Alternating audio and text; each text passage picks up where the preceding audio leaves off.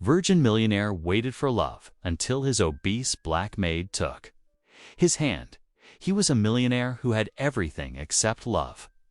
For years, he kept his heart locked away, waiting for the right woman.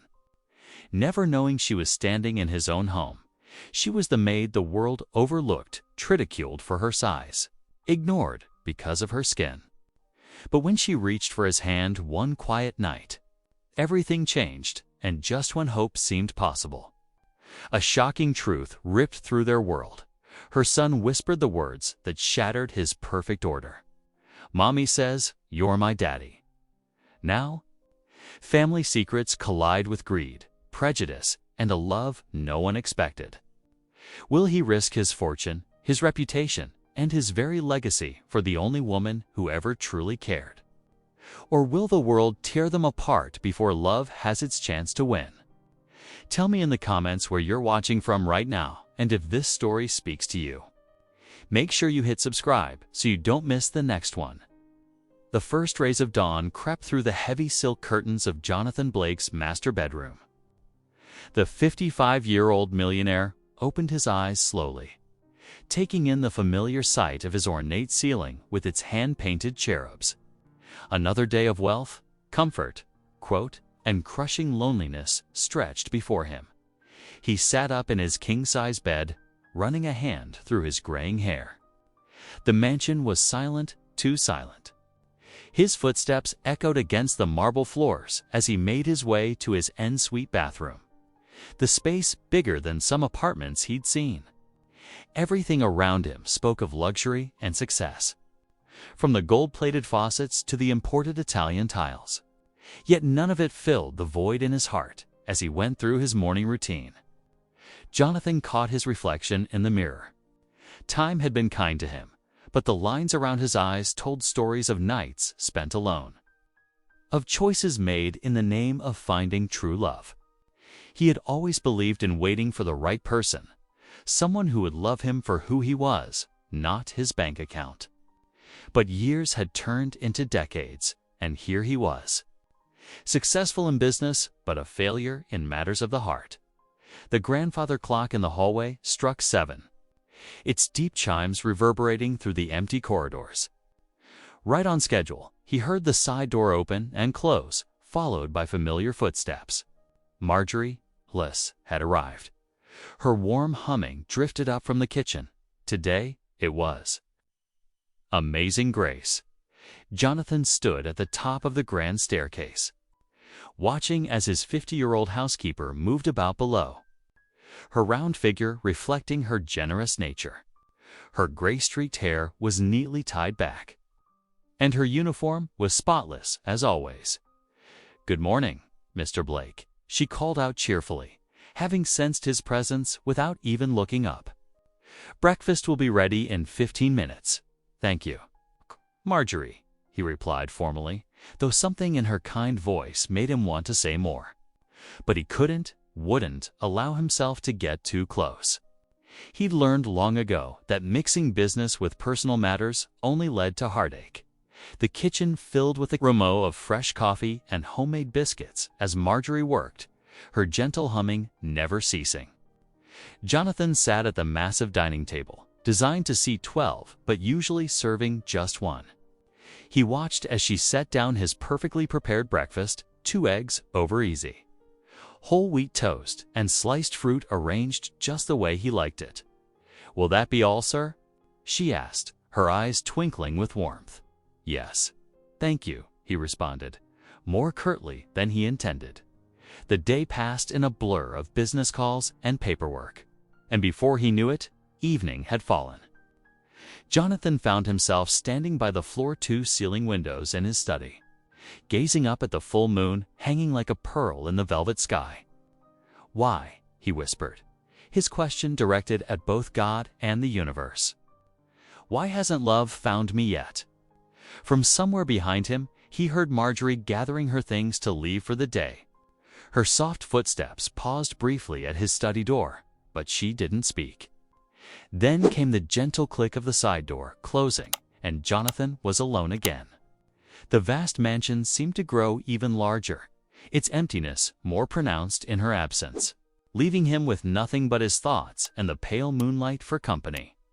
The grandfather clock in the hallway chimed 11 times as Jonathan padded down the dimly lit corridor, his slippers making soft, shuffling sounds against the polished hardwood floor. His throat felt parched, and the thought of a cool glass of water drew him toward the kitchen. As he approached, a gentle murmur caught his attention. The kitchen door stood slightly ajar, a thin slice of warm light spilling into the hallway. Jonathan slowed his steps when he recognized Marjorie's voice, soft and earnest. She wasn't humming her usual hymns. She was praying, "Dear Lord." Her gentle voice carried through the crack in the door. "Please watch over Mr. Jonathan. He's such a good man, but so lonely. Fill his heart with your love and peace. Help him find the happiness he deserves." Jonathan froze, his hand suspended midway to the door handle. His chest tightened with unexpected emotion as Marjorie continued her prayer. "He's been kind to me all these years, Lord, never looking down on me like others do. I see how the emptiness weighs on him. Please bring light into his life." Standing there in the shadows, Jonathan felt something shift inside him. All these years, he'd maintained careful distance from his staff, Marjorie included. Yet here she was, in the privacy of what she thought was an empty kitchen, lifting his name up to God with such genuine concern. He lingered at the doorway, his heart racing. Should he push the door open? Acknowledge that he'd heard her heartfelt prayer. The thought made him uncomfortable. Such intimate moments weren't meant to have witnesses. Yet part of him yearned to thank her, to acknowledge this unexpected gift of caring. Marjorie's voice grew softer still. "And Lord, if it's your will, help him see that he's not alone. That there are people who care." Unable to intrude on such a private moment, Jonathan quietly stepped back. His thirst forgotten, he retreated down the hallway toward his bedroom, his mind whirling with thoughts. Each step took him further from the kitchen, but Marjorie's words echoed in his heart. Back in his room, he sat on the edge of his bed, still processing what he'd witnessed. "She prayed for me," he whispered into the darkness, his voice thick with emotion. The words hung in the air, a testament to the unexpected depth of Marjorie's compassion. For the first time in years, the mansion didn't feel quite so empty. The afternoon sun cast long shadows through the study windows as Jonathan sat hunched over his desk, surrounded by stacks of financial reports. His mind kept drifting back to Marjorie's heartfelt prayer from the previous night. The words echoed in his thoughts, making it difficult to focus on the numbers before him. "Focus, Jonathan," he muttered to himself, rubbing his tired eyes. He'd been working since dawn, skipping both breakfast and lunch, determined to lose himself in work rather than confront the feelings stirred by Marjorie's compassionate prayer. The words on the page began to blur. His head felt heavy, and the room seemed to spin slowly around him. Jonathan tried to stand, reaching for support, but his legs gave way beneath him. As he fell, his arm caught the antique desk lamp, sending it crashing to the floor with a loud clatter. The sound of breaking glass brought quick footsteps hurrying down the hallway. The study door burst open, and Marjorie rushed in, her face etched with concern. "Mr. Jonathan," she cried out, kneeling beside him without hesitation. Her warm hands gently cradled his as she helped him sit up. "You're white as a sheet. When was the last time you ate?" Jonathan felt the gentle pressure of her fingers against his palm, and something stirred deep within his chest. Her touch was so different from the cold handshakes of business associates or the formal greetings of his wealthy relatives. There was genuine care in the way she held his hand, maternal warmth that made him feel safe and protected. I'm not sure," he admitted weakly, looking into her worried eyes. "I got caught up in work. Let me help you to your chair," Marjorie said softly, supporting his weight as he struggled to his feet. Her touch remained steady and reassuring as she guided him to his leather armchair. A strange connection sparked between them in those quiet moments, fragile as a spider's web but just as real. Jonathan found himself reluctant to let go of her hand, drawing comfort from its warmth and the gentle way her thumb unconsciously traced small circles on his skin. After ensuring he was safely settled, Marjorie reluctantly withdrew her hand. "I'll bring you some tea and something to eat right away," she said. Moving toward the door, as she left the room, Jonathan looked down at his own hand, still tingling from her touch. He brushed his fingers over the spot where her hand had rested and whispered to the empty room, "Why does it feel like home?" The morning sunlight streamed through the kitchen windows as Jonathan sat at the breakfast table, watching Marjorie place a steaming plate of perfectly scrambled eggs and golden toast before him. The aroma of freshly brewed coffee filled the air, mingling with the sweet scent of honey butter melting on the warm bread. "This is—" Jonathan paused, his fork hovering over the eggs. "This is absolutely delicious, Marjorie. I don't remember when I last had eggs this good." A rosy blush crept across Marjorie's cheeks, and she smoothed her apron with nervous hands. "Thank you, Mr. Blake. It's just eggs. Really? No. Truly." He took another bite, savoring the taste. "You've been cooking for me for years, and I've never properly thanked you." Marjorie settled into the chair across from him when he gestured for her to sit. It was unusual, this morning conversation, but something had shifted between them since his accident. "Tell me," Jonathan said softly, "how did you learn to cook like this?" "Oh," Marjorie's eyes lit up with memory. "My mama taught me. She always said cooking was an act of love." She hesitated before adding, "I taught my Caleb too." Jonathan's fork paused halfway to his mouth. "Caleb." "My son," she said quietly, her eyes dropping to the table. "He's 17 now." Jonathan noticed how she tensed, clearly uncomfortable with the topic. He didn't press, but filed away this new information, this glimpse into her life outside his home. Their conversation drifted to other things. Marjorie spoke of her small church community, of finding strength and faith during hard times. Jonathan found himself sharing his own struggles with loneliness, surprised by how easily the words came. Sometimes, Marjorie said, her laughter like warm honey, the Lord's blessings are right in front of us. We just need the eyes to see them. Throughout the morning, Jonathan found himself noticing things about Marjorie he'd overlooked before: the way her eyes crinkled when she smiled, how she hummed hymns while working, her gentle resilience in the face of life's hardships. That evening, Jonathan sat in his study, pen hovering over the leather-bound journal he'd neglected for years. The house felt different somehow, warmer, less empty.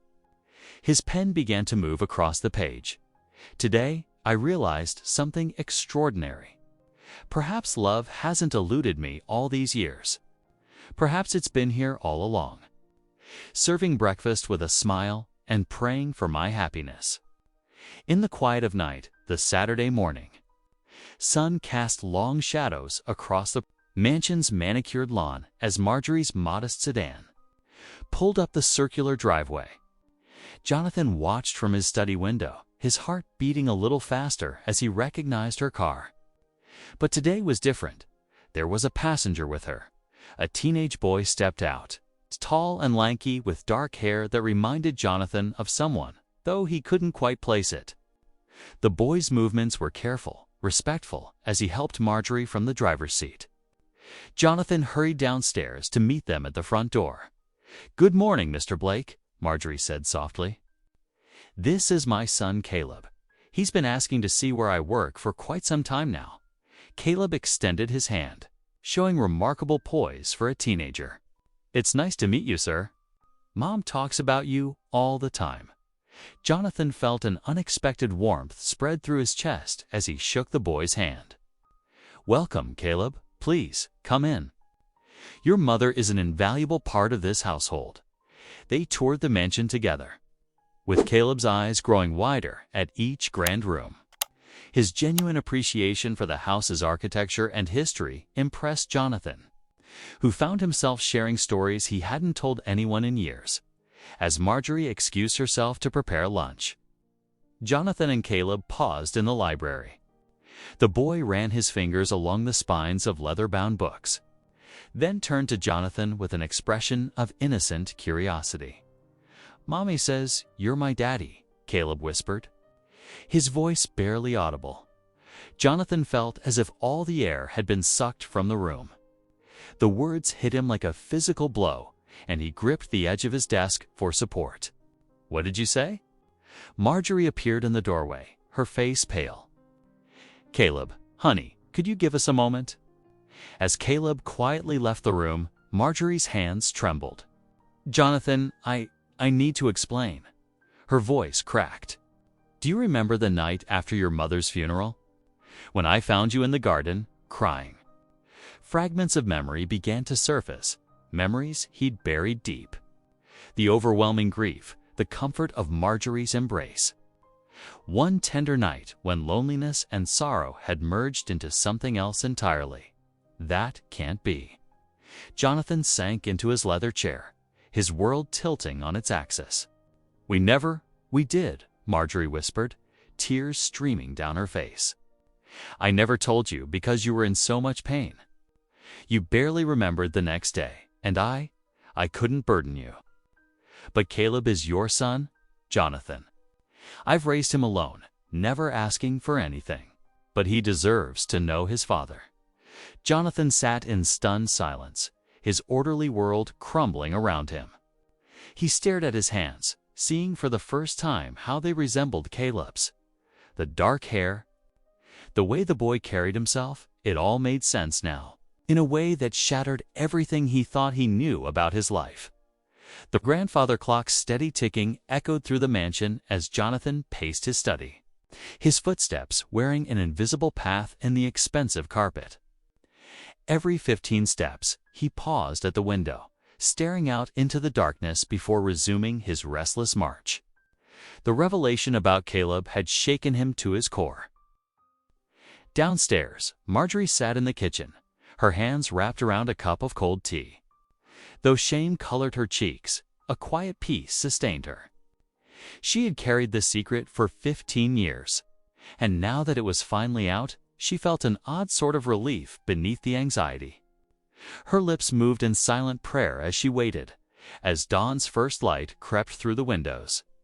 Jonathan's footsteps finally led him downstairs. He found Marjorie exactly where he knew she would be, in her familiar spot at the kitchen table. Their eyes met, and the weight of 15 years hung between them. "Tell me everything," he said, his voice hoarse from the sleepless night. Marjorie took a deep breath. "That night after your mother's funeral, you were so broken, Jonathan. We both were hurting and lonely. I never planned," she paused, gathering strength. "When I discovered I was pregnant, I saw how you had retreated into yourself, barely remembering our night together. I couldn't bear to burden you further. You raised him alone all these years," Jonathan said. Not quite a question. "Yes, I worked extra jobs, moved to a smaller apartment. We managed." Pride tinged her voice. "I never wanted your money, Jonathan. Caleb and we built our life with dignity. He's grown into such a wonderful boy." Jonathan sat heavily in a kitchen chair. Why now? After all these years? Caleb started asking questions about his father. "I couldn't lie to him anymore." Marjorie's eyes filled with tears. "He deserved to know, and so did you." A mix of emotions crossed Jonathan's face, betrayal at the years of silence, yet an unexpected gratitude for the way she had handled everything with such grace and strength. There. Conversation was interrupted by a soft creak. They turned to see Caleb peeking around the kitchen doorframe, his young face full of concern. Jonathan looked at the boy, really looked at him, and saw himself in the set of the jaw, the arch of the eyebrows. Fear and wonder mingled in his chest as he realized this child was his flesh and blood, a son he never knew he had. In that moment, seeing Caleb's uncertain smile, Jonathan felt something shift inside him, A crack in the wall's heat. Built around his heart over all these years, the morning sun cast long shadows across the mansion's marble floors as Jonathan stood at the foot of the grand staircase. Waiting for Caleb, his hands fidgeted with his collar, betraying his nervousness. When the boy appeared at the top of the stairs, Jonathan cleared his throat. "Would you like to see the grounds?" he asked, trying to keep his voice steady. "There's quite a bit to explore out there." Caleb's face lit up. "Really? That would be amazing." He bounded down the stairs with teenage enthusiasm, yet stopped respectfully at the bottom. Waiting for Jonathan to lead the way, they started in the gardens, where spring flowers were just beginning to bloom. Jonathan found himself sharing details about each plant, surprised by Caleb's genuine interest. The boy knelt beside a patch of wilting daisies, gently touching the drooping petals. "These need more water," Caleb observed. "Mom taught me about flowers. She says they're like people, they need care and attention too." Thrive. Jonathan watched as Caleb carefully watered the daisies, struck by the thoughtfulness in such a young person. "Your mother taught you well," he said softly. Moving to the library wing, Jonathan showed Caleb his collection of first editions. The boy handled each book with reverence, his eyes wide with wonder. "The Chronicles of Narnia," he exclaimed, carefully opening a vintage copy. "I read these from the public library, but I've never seen such a beautiful edition." "You can borrow it if you'd like," Jonathan offered, surprising himself. "Thank you, sir," Caleb replied politely. "I promise to take excellent care of it." The vintage car collection in the garage drew the most excitement from Caleb. His eyes sparkled as Jonathan showed him the restored 1957 Chevrolet Bel Air, sharing stories about each vehicle's history. Throughout it all, Caleb asked thoughtful questions and listened attentively. "Mom always says to appreciate the stories behind things," Caleb explained as they examined a classic Rolls-Royce. "She says that's where the real value is, in the memories and lessons they hold." Between stops, they talked about school, faith, and life. Caleb's quiet wisdom and deep faith shone through in every conversation. Jonathan found himself increasingly impressed by how Marjorie had raised him alone, yet so well. As the afternoon sun began to set, they sat on the garden terrace, sharing glasses of lemonade. Caleb told a funny story about his attempt to bake his mother a birthday cake, and his laughter rang out pure and clear across the grounds. The sound struck something deep in Jonathan's heart, a feeling he'd never experienced before. It felt warm and protective, like a father's pride. He watched Caleb gesturing animatedly as he finished his story, and Jonathan carefully tucked away the memory of that laugh, that moment, storing it somewhere special in his heart. For the first time in his life, he understood what it meant to feel like a father. The warm glow of candlelight filled the formal dining room as Jonathan made his way to the head of the long mahogany table. For years, this spacious room had sat empty and cold, used only when his wealthy relatives visited. But now, the rich aroma of home-cooked meals and the sound of gentle conversation brought life to its walls. "Please." Jonathan gestured to Marjorie and Caleb, who stood uncertainly near the kitchen door. "Join me. There's no need for you to eat alone in the kitchen anymore." Caleb's eyes widened at the crystal chandelier above, while Marjorie smoothed her apron nervously.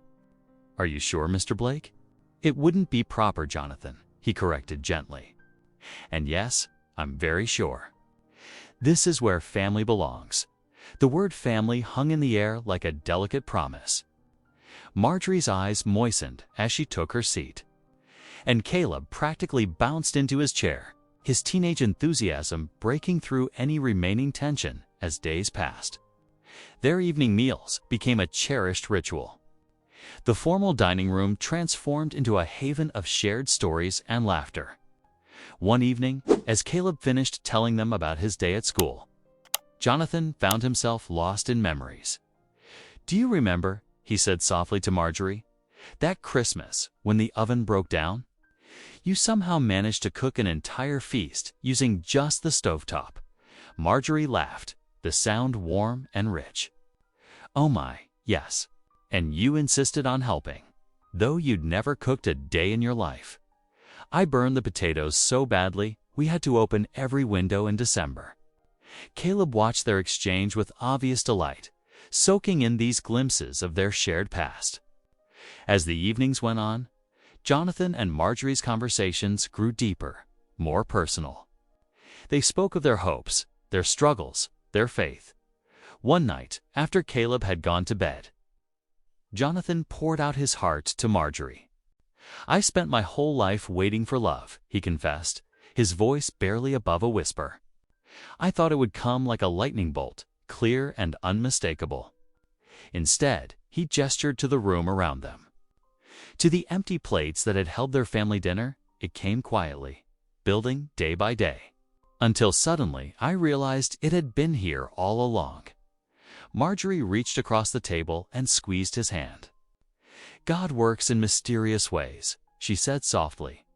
That night, Jonathan knelt beside his bed for the first time in years. Moonlight streamed through his window as he clasped his hands together, words flowing from his heart.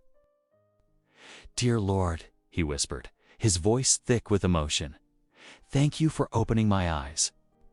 Thank you for this unexpected gift of family. For Caleb's laughter, for Marjorie's kindness, for filling this empty house with love. I never imagined happiness could come in this form, but you knew exactly what my heart needed. Thank you for your perfect timing, even when I couldn't see it. Amen." The Sunday morning sun cast dappled shadows through the church's stained glass windows as the congregation filed out after service. Jonathan stood at the bottom of the worn stone steps, his heart beating faster as he watched Marjorie say goodbye to fellow churchgoers. Her Sunday dress, though simple, seemed to glow in the warm light. "Marjorie," he called softly as she descended the steps, "would you walk with me in the garden? The roses are in full bloom." She hesitated for just a moment, then nodded. Together they strolled through the mansion's sprawling gardens, where red and pink roses climbed ancient trellises. The gravel path crunched beneath their feet, a steady rhythm matching Jonathan's thundering heart. When they reached the central fountain, its gentle splashing providing a soothing backdrop, Jonathan turned to face her. His hands trembled slightly as he took hers in his. "Marjorie," he began, his voice thick with emotion, "these past weeks have opened my eyes to what was right in front of me all along. You're not just my maid, you never were. You're the most remarkable woman I've ever known." Tears began to well in Marjorie's eyes as Jonathan continued. "I've spent my whole life waiting for love, never realizing it was here, serving me breakfast and praying for my happiness. I don't want you as my employee anymore. I want you as my equal, my partner, my wife." A sob escaped Marjorie's lips as she pulled one hand free to cover her mouth.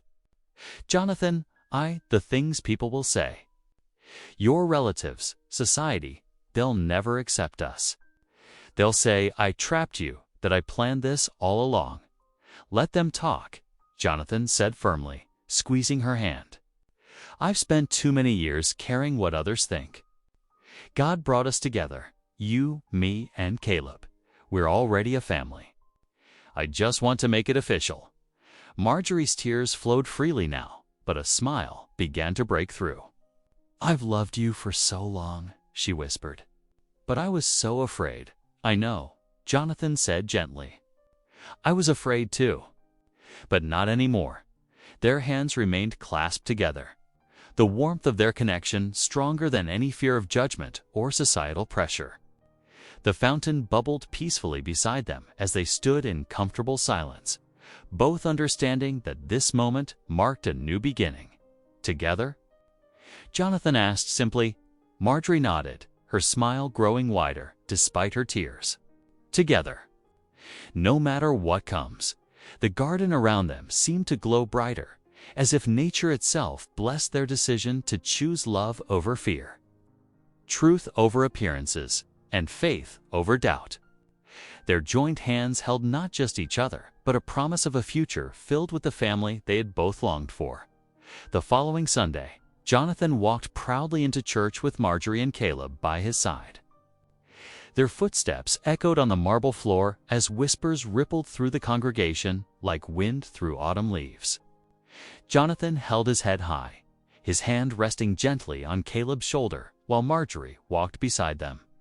Her cheeks flushed, but her stride steady. Mrs. Worthington, Jonathan's second cousin, nearly dropped her hymnal when she saw them. Her perfectly manicured hand flew to her pearl necklace as she nudged her husband. Within minutes, the whispers grew louder, spreading from pew to pew like wildfire. "Did you see?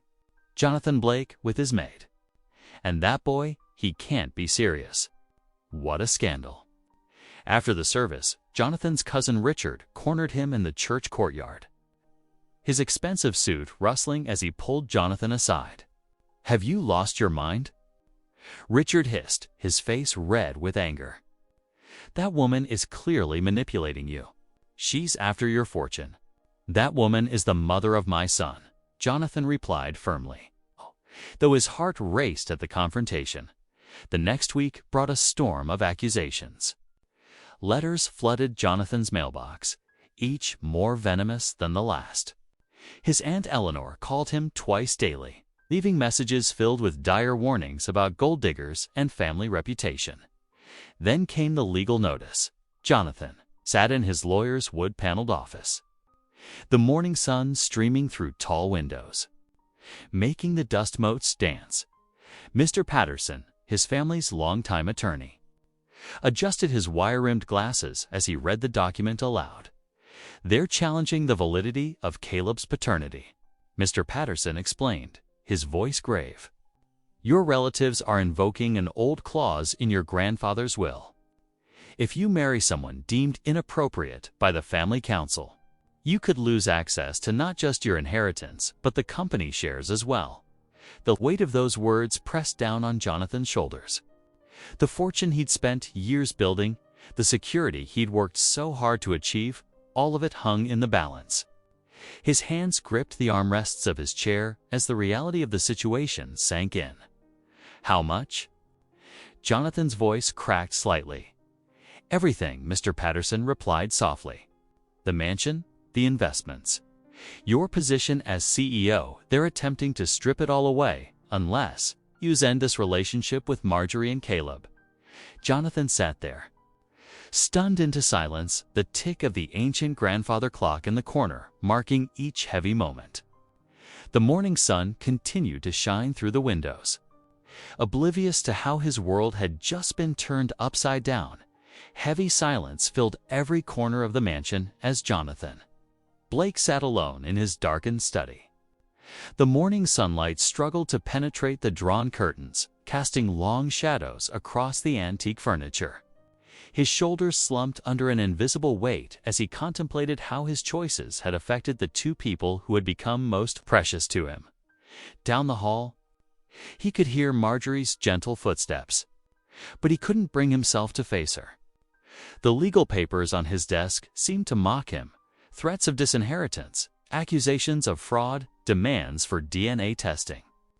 His wealthy relatives had mobilized their considerable resources against them with frightening speed. "I've dragged them both into this mess," he whispered to the empty room, his voice thick with regret. Marjorie deserved peace, not this circus. And Caleb, his voice trailed off as he thought of his son's bright, hopeful face. The door creaked open slowly, and Marjorie's familiar silhouette appeared. "Jonathan?" She called softly. "You've been in here since dawn." "Please, Marjorie," he said, turning away. "I need time to think." Instead of leaving, she stepped fully into the room, her presence bringing warmth to the cold space. "Time to think, or time to blame yourself." She moved closer, her voice gentle but firm. "God didn't bring us together just to abandon us now. They're going to destroy everything," Jonathan said. "My reputation, my business connections, my inheritance." And are those things worth more than love? Marjorie interrupted, her faith unwavering. Then family? She knelt beside his chair, taking his hand in hers. True love gets tested, Jonathan.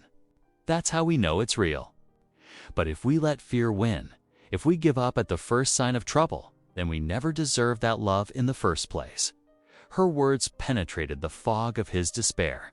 But the only cost that matters, is the price of turning our backs on what God has blessed, she said firmly. Fight for the truth, Jonathan. Not for wealth or status, but for love. For family. For us. Jonathan's eyes drifted to his desk, where a silver-framed photograph caught the dim light. His mother's kind face smiled back at him, her eyes seeming to hold the same wisdom Marjorie was sharing. She had always told him that real love required courage, rising slowly from his chair. Jonathan walked to the desk and picked up the photograph. His mother had faced her own challenges with grace and faith, never backing down from what she believed was right. His fingers traced the familiar features of her face as determination began to replace his. Fear, I will not fail this time, he whispered to the photograph, his voice growing stronger with each word. The fluorescent lights of the courthouse hummed. Overhead, as Jonathan Blake stood before his lawyer, his voice steady despite his inner turmoil. I'll take the DNA test, he declared. I have nothing to hide. His attorney nodded, relief visible on his face as he made notes on his legal pad. Marjorie sat quietly in the wooden bench behind them, her hands folded in her lap, her faith giving her strength even as Jonathan's relatives shot venomous glares in her direction. Caleb sat beside her, his young face showing a maturity beyond his years. The courtroom doors opened, and the judge entered. Everyone rose, the rustle of clothing and squeaking of chairs filling the tense silence. As the proceedings began, Jonathan's relatives, expensive lawyers, wasted no time launching their attack. Your Honor, their lead attorney announced, his voice dripping with practiced concern. Ms. Ellis has fabricated this entire story. She's nothing more than a maid who saw an opportunity to exploit a wealthy man's kindness. Marjorie's face remained serene. Though her fingers tightened slightly on her worn Bible, she never interrupted, never showed anger.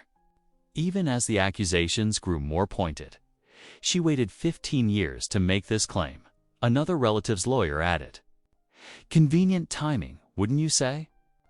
Just when Mr. Blake showed interest in her romantically, Caleb couldn't stay silent any longer.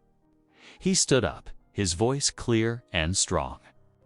My mother never lied about anything, he stated firmly.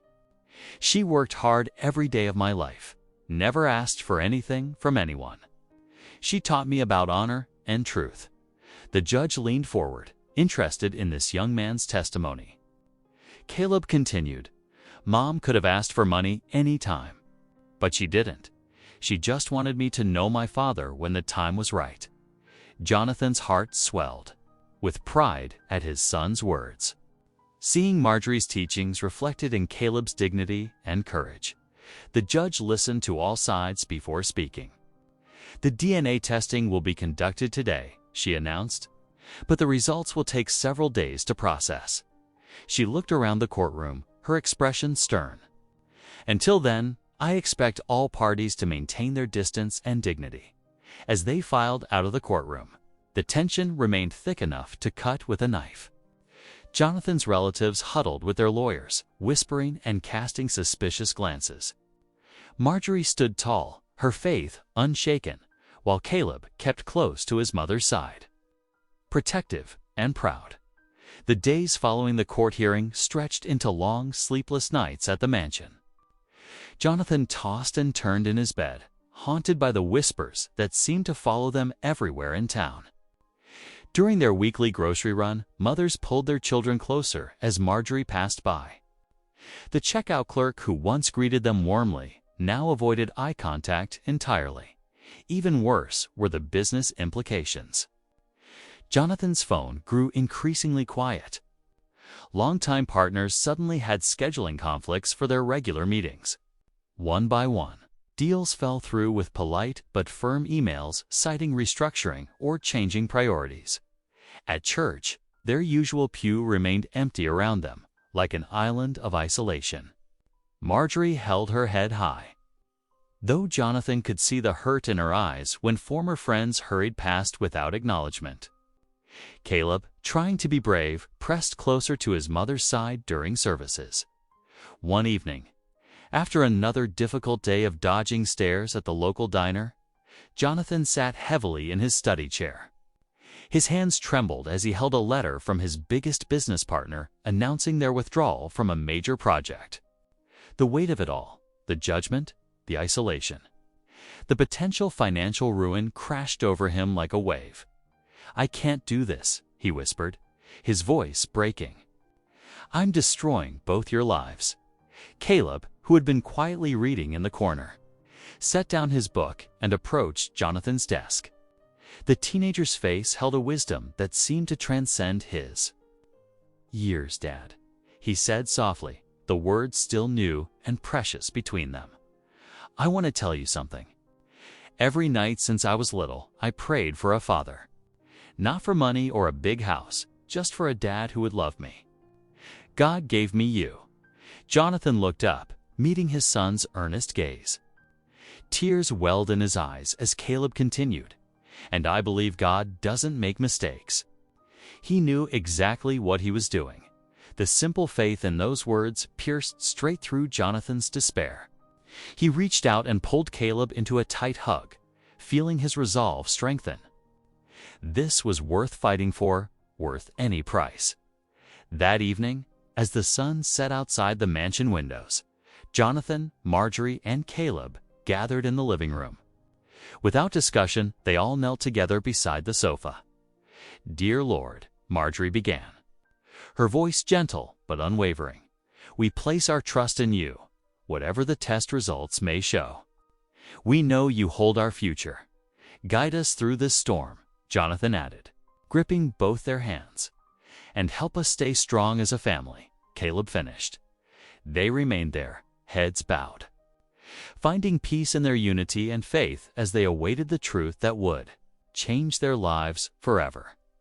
The courtroom buzzed with nervous energy as everyone filed back in for the DNA results. Jonathan's hands trembled slightly as he adjusted his tie, his eyes fixed on Judge Thompson, who held the sealed envelope. Marjorie sat quietly in the row behind him, her Bible clutched tightly to her chest. Caleb, dressed in his Sunday best, kept glancing between his mother and Jonathan with hopeful eyes. Jonathan's wealthy relatives sat on the opposite side, their faces tight with barely concealed disdain. His Aunt Margaret whispered something behind her hand to his cousin Richard, both of them shooting dark looks toward Marjorie. "All rise," the bailiff called out. The shuffle of feet filled the courtroom as everyone stood. Judge Thompson cleared his throat and opened the envelope. After careful analysis of the DNA samples provided, the results show with 99.9% certainty that Caleb Ellis is indeed the biological son of Jonathan Blake. A collective gasp rippled through the courtroom. Someone dropped a pen, the metallic clatter echoing in the sudden silence. "This is preposterous," Aunt Margaret shrieked, her face turning red. She must have tampered with the results. Jonathan's relatives erupted in angry protests. Cousin Richard knocked over his chair as he stormed toward the exit, followed by several other family members. Their expensive shoes clicked against the floor as they marched out, muttering threats about appeals and disinheritance. But Jonathan barely heard them. His eyes were filled with tears as he turned to look at Caleb, his son, proven beyond any doubt. He opened his arms and Caleb ran to him, nearly tripping over the courtroom barrier in his haste. "My boy," Jonathan whispered, holding Caleb close. "My son." His shoulders shook with sobs as years of loneliness melted away in that embrace. Still holding Caleb with one arm, Jonathan reached out to Marjorie. "Thank you," he said, his voice thick with emotion. Thank you for your courage all these years, for raising our son with such grace and faith." Outside the courthouse, reporters gathered with their cameras and microphones. The afternoon sun glinted off their equipment as Jonathan emerged with Caleb and Marjorie at his side. Camera flashes erupted like lightning, but Jonathan stood tall and proud. "I have an announcement to make," he declared, his voice carrying across the courthouse steps. Marjorie tried to shrink back, but he gently took her hand. "This remarkable woman beside me is not just the mother of my son, she is the love of my life. Today, I'm announcing publicly that Marjorie Ellis has agreed to become my wife." More camera flashes exploded around them. Reporters shouting questions, but Jonathan felt nothing but peace. He squeezed Marjorie's hand and smiled down at Caleb, knowing that after all these years, he had finally found his true family. The small church glowed with warmth on the spring morning of Jonathan and Marjorie's wedding. Sunlight streamed through stained glass windows, casting colorful patterns across the wooden pews filled with smiling neighbors and church members. White lilies and pink roses decorated the modest sanctuary, their sweet fragrance filling the air. Marjorie wore a simple cream-colored dress that made her dark eyes shine. Her round face beamed with joy as she walked down the aisle, carrying a bouquet of fresh wildflowers from the mansion's garden. Caleb, looking sharp in his new suit, proudly escorted his mother, his chest puffed out with happiness. Jonathan waited at the altar, his heart swelling at the sight of his bride and son. Gone was the lonely man who once rattled around his empty mansion. In his place stood someone transformed by love, his face softened by joy. The weeks that followed brought new life to the once silent halls of the mansion. Marjorie's touch was evident everywhere, fresh flowers in crystal vases, the smell of home-baked bread wafting from the kitchen, and warm throws draped over leather armchairs. The formal dining room, previously used only for business meetings, now rang with daily family conversations and laughter. Jonathan took special pleasure in mentoring Caleb about business. In his wood-paneled study, father and son would pore over spreadsheets and contracts together. "See here, son," Jonathan would say, pointing to financial statements. "It's not just about the numbers, it's about treating people right." Caleb absorbed everything eagerly, asking thoughtful questions that made Jonathan proud. Meanwhile, Marjorie transformed the mansion into a true home. She replaced stiff formal arrangements with comfortable furniture that invited people to sit and stay a while. The garden bloomed with new life under her care, and she often hosted church members for afternoon tea in the sunroom. One quiet evening, Jonathan stood at his favorite window, the same spot where he had once prayed alone in his loneliness. But now, Marjorie's warm hand rested in his, their fingers intertwined. From somewhere upstairs came the sound of Caleb's laughter as he talked on the phone with a friend.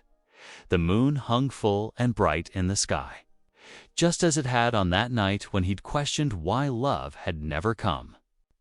Now he knew love had been growing right beside him all along in the faithful heart of his maid, in the existence of a son he never knew he had. Jonathan squeezed Marjorie's hand gently and whispered, "Love was worth the wait." Thanks for spending a moment here with me. If this story touched you, let's keep this connection going. Hit subscribe, and I'll see you in the next one.